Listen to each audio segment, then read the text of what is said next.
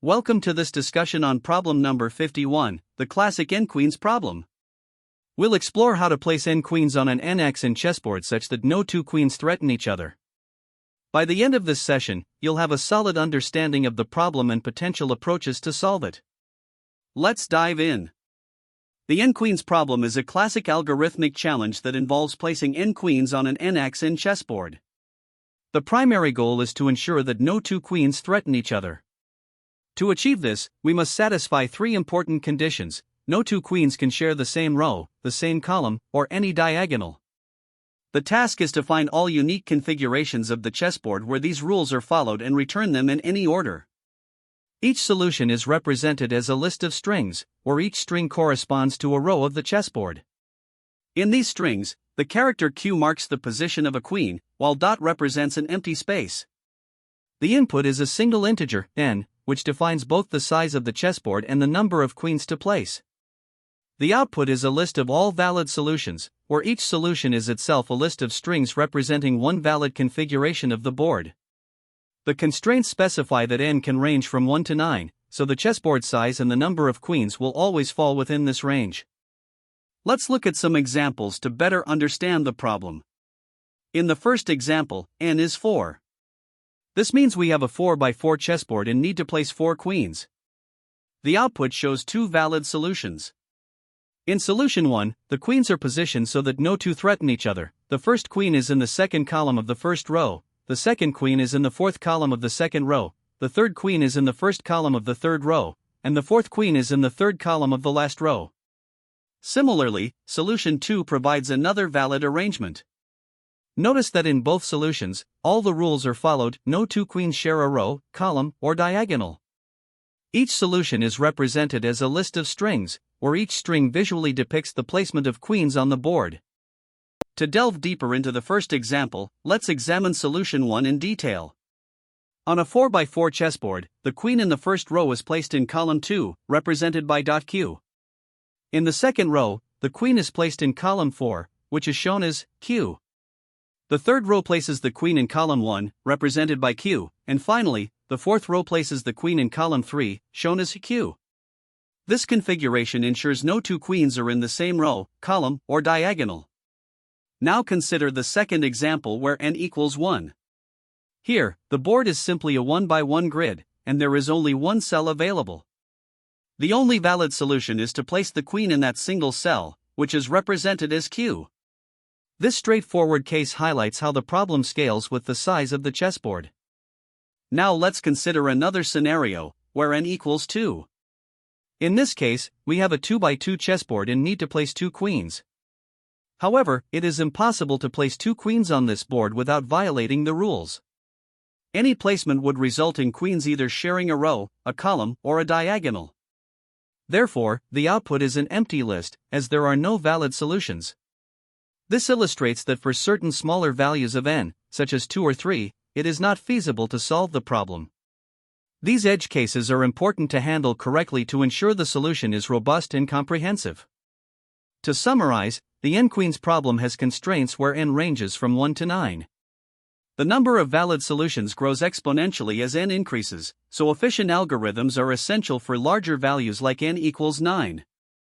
The output can list solutions in any order, as long as all solutions meet the problem's requirements. For edge cases, when n equals 1, there is only one solution, a single queen on a 1x1 board. For n equals 2 or 3, no valid solutions exist, resulting in an empty list. At the upper limit, n equals 9 represents the largest input size, which challenges the efficiency of the solution. Additionally, it's critical to handle cases with no solutions correctly, ensuring that the output accurately reflects the absence of valid configurations. These constraints and edge cases provide a framework for designing and testing an effective solution to the problem. To solve the n-queens problem, one approach we might initially consider is brute force. The idea here is to try placing queens on all possible cells of the n-axis in chessboard and then check if each placement satisfies the constraints. Specifically, we would generate all possible configurations of n queens on the board and filter out the invalid ones where queens attack each other, whether in the same row, column, or diagonal. While this method is straightforward to understand, it quickly becomes computationally impractical. The number of possible placements grows factorially, as there are n ways to arrange the queens, and validating each configuration takes n squared. This results in a total complexity of n asterisk n squared, which is prohibitively expensive even for relatively small values of n. For this reason, brute force is not a viable option for solving this problem efficiently. A more practical and optimized approach to solving the n-queens problem is backtracking. The main idea is to place queens row by row, ensuring that each queen does not conflict with any previously placed queens.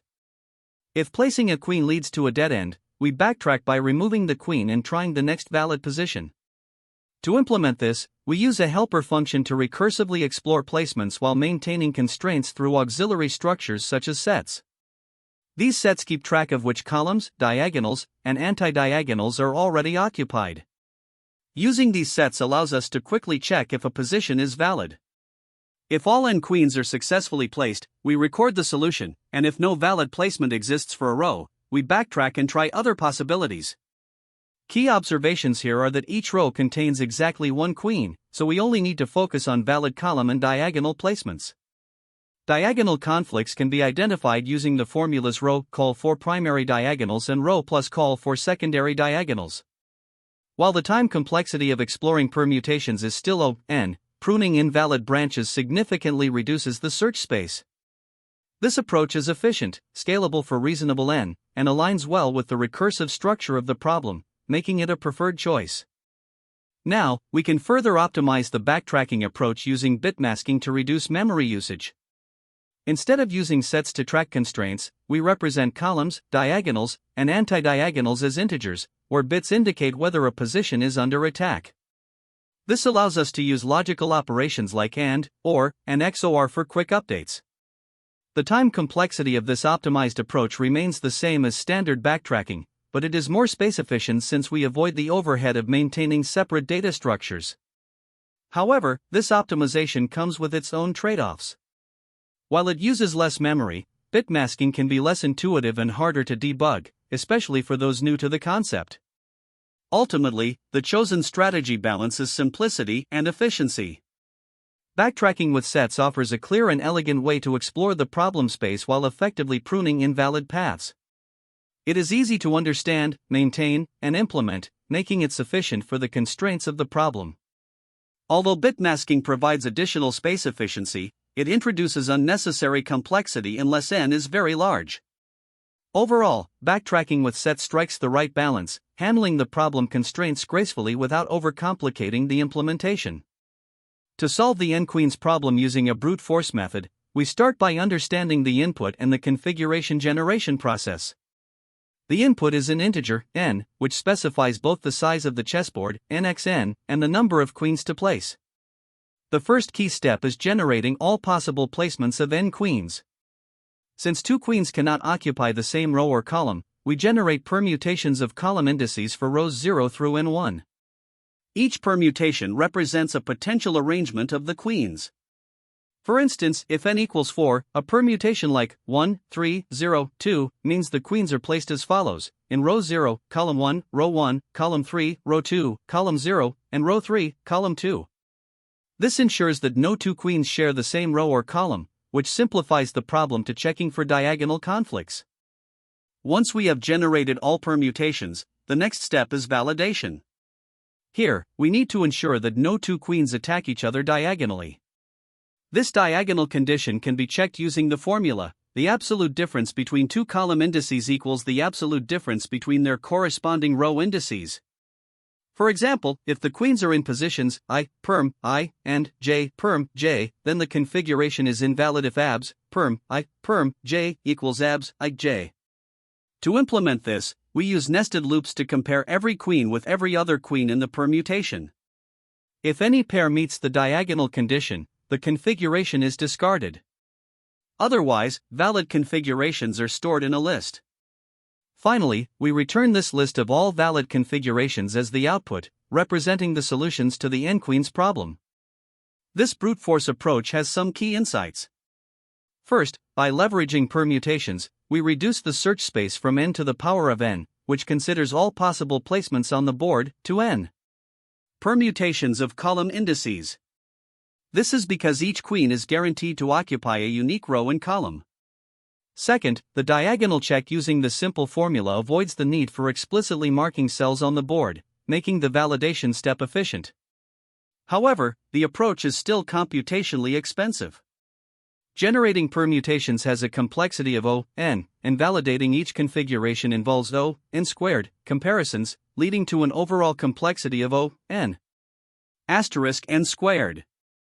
To implement this, we rely on data structures like lists to represent permutations and solutions, and permutations can be generated either through backtracking or library functions like Python's itertools.permutations. In addition to generating permutations, we also need a way to store valid solutions. Each valid configuration is represented as a list of column indices, where the list itself is stored in a larger list. For instance, if n equals 4, valid solutions might include configurations like 1, 3, 0, 2, and 2, 0, 3, 1. These are stored as nested lists 1, 3, 0, 2, 2, 0, 3, 1. Generating these permutations can be done using a backtracking approach, where we build the permutations recursively by adding column indices one by one, ensuring no duplicates. Validation then involves iterating over all pairs of queens in a configuration to check for diagonal conflicts. By systematically combining these steps, we ensure that all solutions are generated and validated correctly. While the brute force method is conceptually straightforward, there are optimizations and edge cases to consider.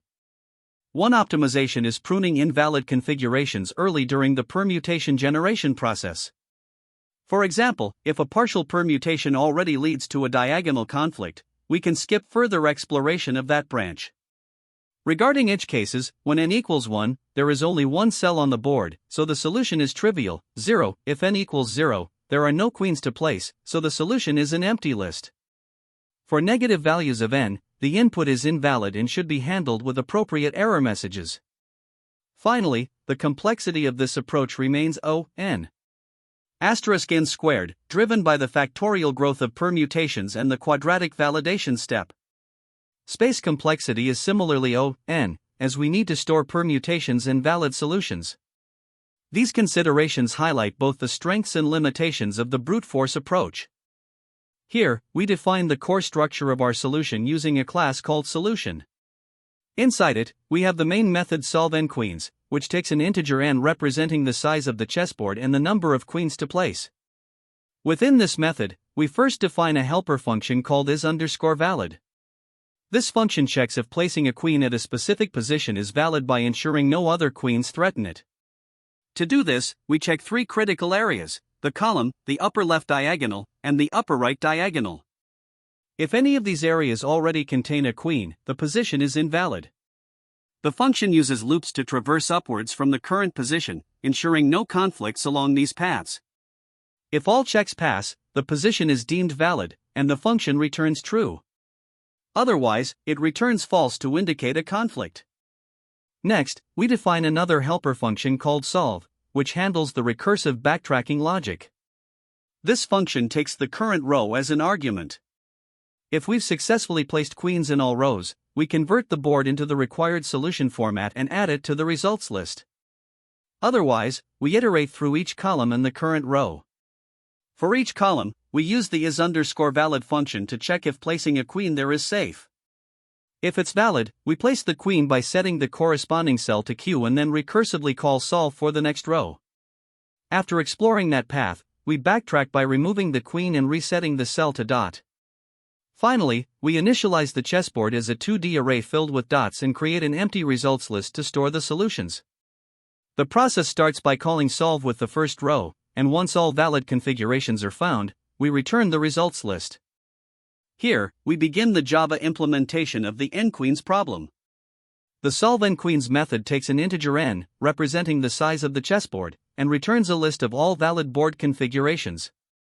We start by initializing an empty list results to store the solutions and a 2D character array board to represent the chessboard. Each cell in the board is initially filled with a dot, indicating an empty space. Then, we call the solve method, passing the first row, the board, the results list, and the board size n. The solve method is a recursive function that attempts to place queens row by row. If the row index equals n, it means we've successfully placed queens on all rows, and we add the current board configuration to the results. Otherwise, for each column in the current row, we check whether placing a queen at that position is valid.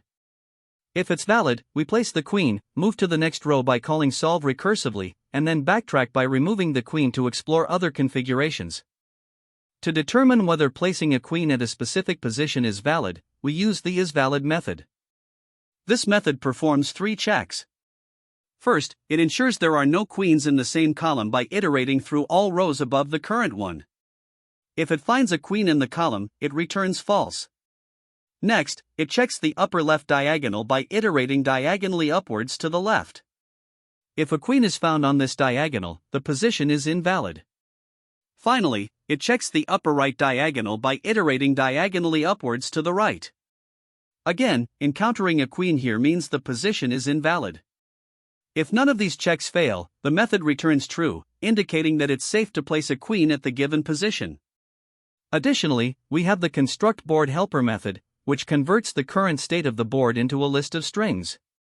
Each row of the board is converted into a string, making it easier to represent and store the board configuration. The construct board method iterates through each row of the chessboard, represented as a character array, and converts it into a string using the new string row constructor. Each string is added to the result list, which ultimately represents the entire chessboard configuration as a list of strings. This format is consistent with the required output of the solve nqueens method, where each solution is represented as a list of strings, with each string depicting a row of the board. Once the board is fully constructed, the method returns the result, completing the process of converting the board into the desired format. This helper method ensures that the board is presented in a clear and readable format for each valid solution. To solve the nqueens problem for n equals 4, we first initialize an empty 4x4 chessboard with all cells set to dots, representing no queens placed. Alongside this, we prepare an empty list called results to store any valid solutions we find. The process begins with a function call to solve 0, where we start solving for the first row. In row 0, we systematically check each column to determine if placing a queen is valid. For column 0, there are no conflicts, so we place a queen at position 0, 0. The board now reflects this placement, with the first cell in the first row marked as Q. At this point, the algorithm proceeds to solve for the next row. After placing the first queen, we advance to row 1 by calling solve 1. Here, we evaluate each column for a valid placement. Column 0 is not valid because it shares the same column as the queen in row 0. Similarly, column 1 is invalid due to a conflict along the upper left diagonal. However, column 2 is valid, so we place a queen at 1, 2. The board now shows a queen in the second row and third column. With this placement, the algorithm moves on to solve row 2 by calling solve 2. In row 2, we again check each column. Column 0 is invalid because it shares the same column as the queen in row 0. Column 1, however, is valid, allowing us to place a queen at position 2, 1. The board now reflects this arrangement, and we continue to the next row. Now, we focus on solving row 3 by calling solve 3. In this row, we check each column for potential conflicts. Column 0 is invalid due to an upper left diagonal conflict, column 1 is invalid because of a conflict in the same column, and column 2 is invalid due to an upper right diagonal conflict. Finally, column 3 is valid, so we place a queen at 3, 3. At this point, all rows are filled, and since row equals n, we have a valid solution. This solution is represented as Q, Q, Q, Q, which we add to the results list. To explore other possibilities, the algorithm backtracks by removing queens row by row and trying alternative placements. Ultimately, the algorithm identifies all solutions for n equals 4, which are Q, Q, Q, Q, Q, Q, Q, Q. For n equals 1, we solve the problem on a simpler 1x1 chessboard. The board starts with just one cell, represented as a dot. We begin solving by calling solve 0 to handle row 0. In this row, there is only one column to check, and it is valid for placing a queen. We place the queen at position 0, 0, marking the only cell as Q. With this placement, row equals n, indicating a valid solution. The solution is represented as Q and added to the results list. Since there are no other rows or columns to consider, the algorithm concludes that the only solution for n equals 1 is Q. When solving for n equals 3, we begin with an empty 3 by 3 chessboard and call solve 0 to attempt placements in row 0. As we try placing queens in each column of row 0, we find that any valid initial placement ultimately leads to conflicts in subsequent rows. Despite exploring all possibilities and performing backtracking to revise placements, no arrangement satisfies the constraints where no two queens threaten each other. Therefore, the algorithm concludes that there are no solutions for n equals 3, represented as an empty list. To analyze the time complexity of the n-queens problem, we start by considering the recursive backtracking approach. The depth of our recursion tree corresponds to the number of rows on the chessboard, which is n. This is because we place one queen per row, and the recursion progresses row by row. For each row, we have up to n possible column positions to explore, meaning that the branching factor is also n. Now, each time we attempt to place a queen, we must validate the placement. The validation process involves checking if the column and the two diagonals are safe from conflict with previously placed queens. Since there are at most row previously placed queens, each of these checks takes O row time. Combining these, the validation step for a single placement is O row per recursive call. The total number of recursive calls in the backtracking process is determined by the number of potential placements for the queens across all rows. In the worst case, this results in n recursive calls, as there are n choices for the first row, and 1 for the second, and so on. Now, at each recursive call, we perform the validation step, which has a cost of O row. Summing up the work across all these recursive calls gives us a total time complexity of O n. O n. Simplifying this, the overall time complexity for solving the n-queens problem is O n asterisk n. This exponential growth reflects the combinatorial nature of the problem, where the recursive backtracking method systematically explores valid configurations within the search space. Now, let's look at the space complexity, which accounts for both the recursion stack and the memory used to represent the board and store solutions. The recursion stack depth corresponds to the number of rows, which is n, so this contributes O n space. Additionally, the board itself is represented as an nxn grid, requiring O n squared space. Furthermore, we store the results of all valid solutions. Each solution is an array of n strings, where each string represents a row of the board. For k solutions, this storage requires O k asterisk n squared space. In the worst case, there can be exponentially many solutions, but the primary contributors to space complexity are the board representation and the recursion stack. Thus, the overall space complexity is dominated by these factors, resulting in O n squared. When comparing the backtracking approach to a brute force method, the improvement becomes clear. A naive brute force approach would generate all possible configurations of queens on the board, which amounts to n squared configurations for an nxn board. Filtering these to find valid solutions would be computationally prohibitive, as the time complexity is O n squared. In contrast, backtracking significantly reduces the search space by pruning invalid configurations early, exploring only n permutations of queen placements. With the added validation step, the optimized backtracking approach achieves a time complexity of O n asterisk n. A dramatic improvement over brute force. This reduction highlights the power of systematically eliminating infeasible states during the search process. For the n-queens problem, the time complexity remains consistent across the best, average, and worst cases as O n asterisk n. This is because the backtracking algorithm must explore the complete valid search space in all scenarios, regardless of how many solutions exist. Similarly, the space complexity is also consistent at O n squared, as it depends on the board representation and recursion stack, both of which scale with the size of the board. Mathematically, with n rows, there are n permutations of queen placements, and each placement validation takes up to O n time. Therefore, the final time complexity is derived as O n asterisk n. On the other hand, the space complexity arises from the nxn board representation and the recursion stack, resulting in a total of O n squared memory usage. When tackling the n-queens problem, there are several common mistakes candidates tend to make. First, a big issue is misunderstanding the constraints. Remember, queens must not attack each other diagonally, horizontally, or vertically. Failing to fully grasp these constraints can result in solutions that pass basic test cases but fail on edge cases. To address this, carefully analyze the problem requirements and test your solution on edge cases like n equals 1 or 2, where there are no solutions, and larger values of n. Another frequent mistake involves inefficient backtracking. If you don't prune invalid states early, your algorithm may perform unnecessary computations. To avoid this, use helper structures like sets to track columns, diagonals, and anti-diagonals, which make it much faster to check if placing a queen is valid. Additionally, hard-coding solutions for specific values of n is another pitfall. This approach is not scalable and won't work in an interview setting. Instead, focus on implementing a recursive or iterative backtracking algorithm that can dynamically adapt to any n value. Another common oversight is ignoring edge cases. Some candidates assume there is always a solution, which is not true for values like n equals 2 or 3.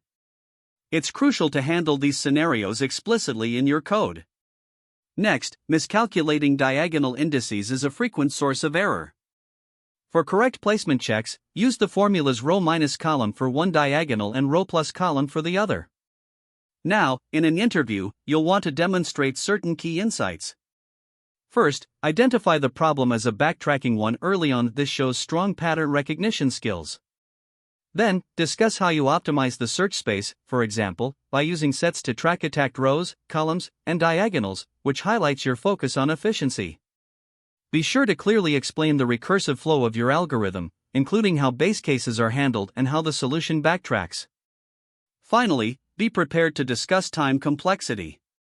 For n-queens, the backtracking approach has a worst-case complexity of n factorial, so it's important to explain why this is the case. The n-queens problem is closely connected to other backtracking challenges, which can help in understanding the pattern.